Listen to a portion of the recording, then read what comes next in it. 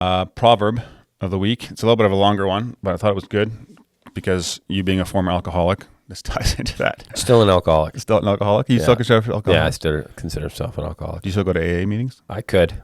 You did last year for a while, right? Yeah, I went with a buddy who was newly sober. Okay, here we go.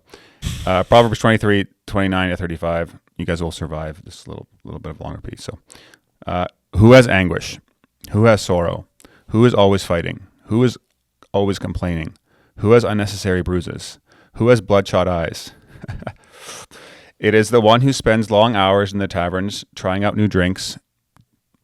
Don't gaze at the wine, seeing how red it is, how it sparkles in the cup, how smoothly it goes down. For in the end it bites like a poisonous snake. It stings like a viper. You will see hallucinations, and you will see crazy things. You will stagger like a sailor tossed at sea, clinging to a swaying mast, and you will say, they hit me, but I didn't feel it. I didn't even know when they beat me up.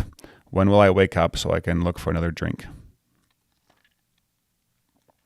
So those people have what the start of the proverb is: anguish, sorrow, always fighting, always complaining, unnecessary bruises. Remember that time? Unnecessary bruises, bloodshot eyes? Yeah, that's how I came into AA. Face black and blue, literally. No idea how. Really? Yeah. Horrible shape.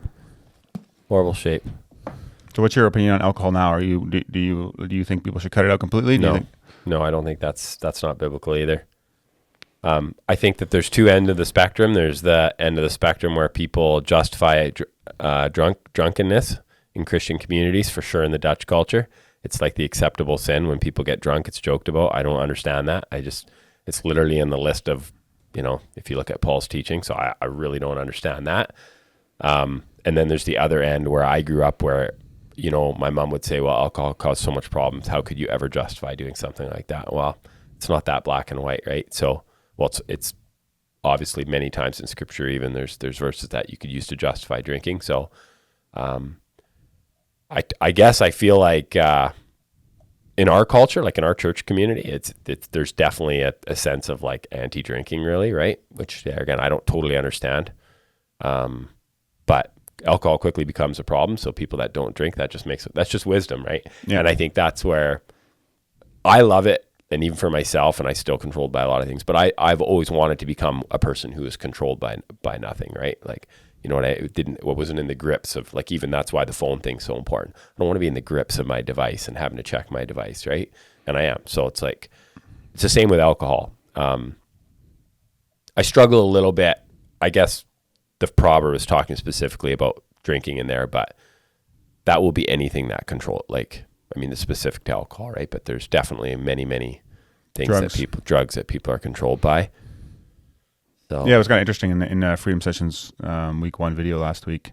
What's his name? Ken was going through all the different drugs of choice, and I love it how he can just hammer them out. Yeah, he had a big list. Yeah, I wish I had that list here, but okay.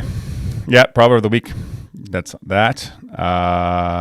Random question. Hey guys, if you enjoyed that episode and were blessed by it, would you be willing to support the show? That would help a lot in creating more content, improving the quality of the content, putting the production value. Hey guys, if you enjoyed that episode and were blessed by it, would you be willing to support the show? That would help. If you're interested in doing that, you can click more content, improving the quality of the content, subscribe to the podcast. Hey guys, if you enjoyed that episode and were blessed by it, would you be willing to support the show?